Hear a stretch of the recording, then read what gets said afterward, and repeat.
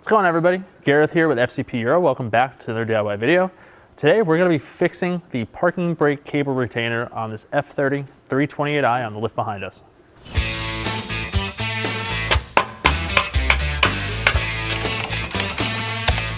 So here's the scenario. You're driving down the road and you hear this scratching noise coming from like the center console area of the car.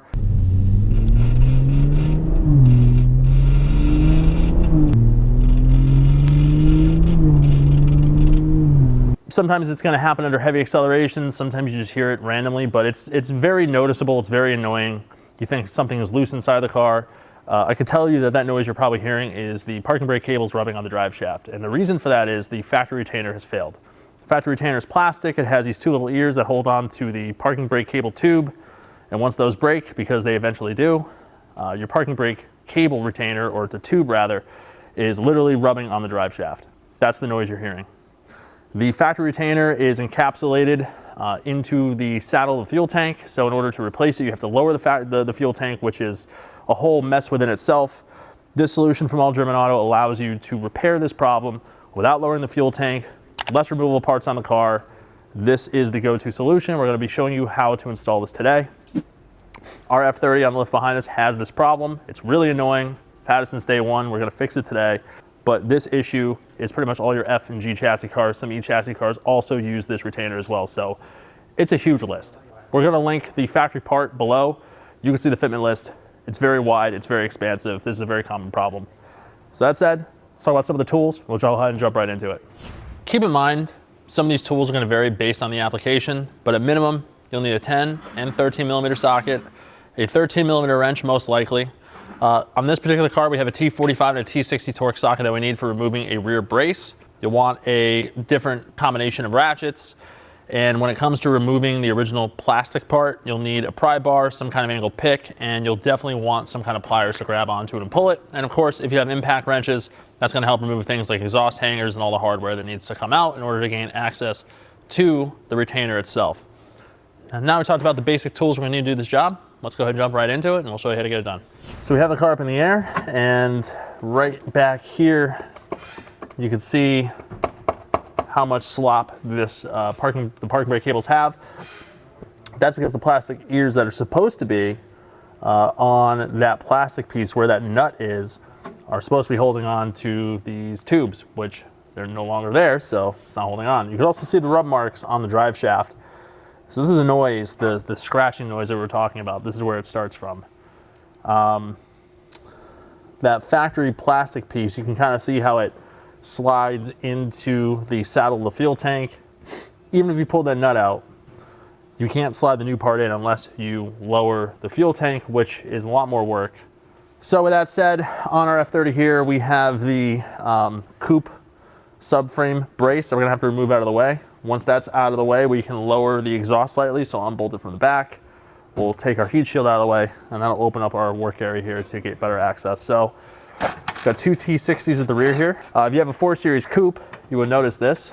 But this is a bolt-on that you can't do to an F30 3 Series. And then up here we have 6 T45s. I'm gonna take a pole jack here, because I'm gonna unbolt our hangers for the muffler and just kind of let the exhaust droop down a little bit, just to give us a little bit more room. Now we have these 10 millimeter nuts, I guess we'll call them, that hold the heat shield in place. I'm gonna remove those.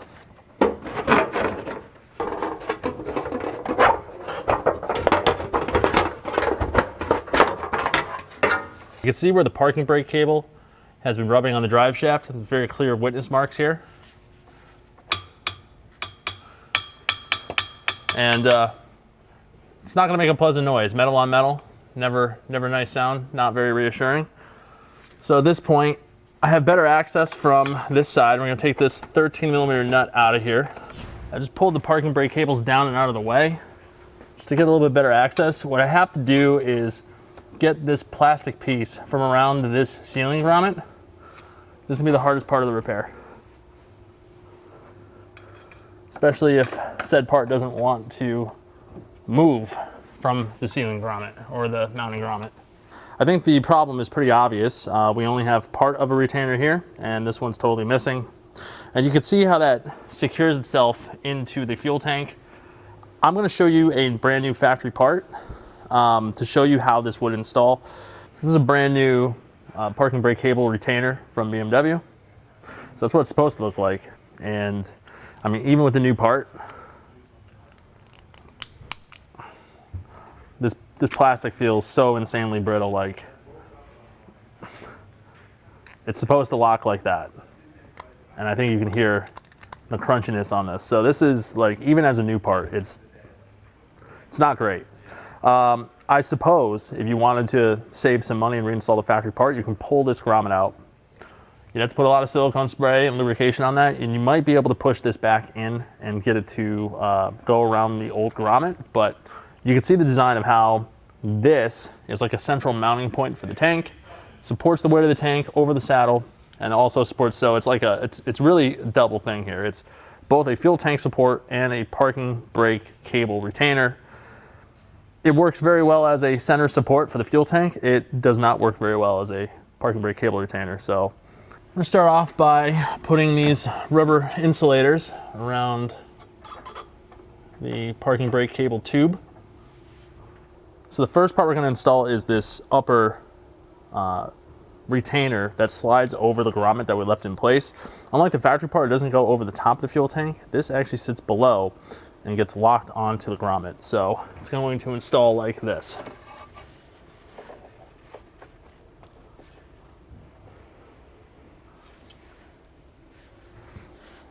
Pretty simple. So the lower retainer, the portion that holds on to the parking brake cable is going to face forward, and this will be at the back. My recommendation is to use a little bit of silicone lube, which will help you line this thing up and get the parking brake cables to sit inside of it properly.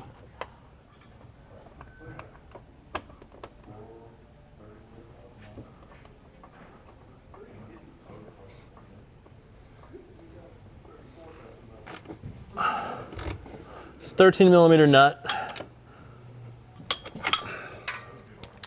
And, you know, again, when you get the retainer in, you do have that factory grommet, which you're going to have to kind of compress, get the nut started. Obviously, this is a more robust part. It's a lifetime solution. And overall, the only challenge in really getting this in is compressing that rubber grommet. There's no torque spec for that. I mean, you're not gonna be able to put a torque wrench in there anyway, so tight is fine. But again, that's the fix, that's a permanent solution. So at this point, just need to button up the rest of the car.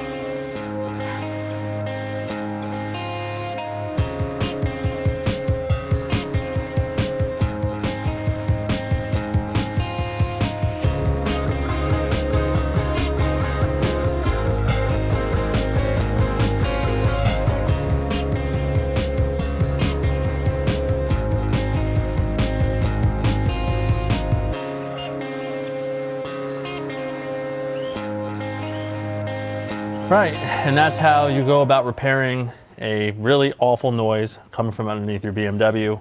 The AGA, or All German Auto, repair solution worked out really well. This is a permanent repair. Will outlive the vehicle for sure. So if you have this problem, or you've noticed that those retainers are broken, you are gonna have to fix it. This is the easiest way to fix this problem, in my opinion, and overall fairly straightforward. So I hope you learned a lot in this video. Any questions or comments, leave in the comment box below. If you like this video, hit the like button. Of course, you'll want to hit subscribe because we always have a lot of videos on the way. And we'll see you for the next one. Thanks for watching.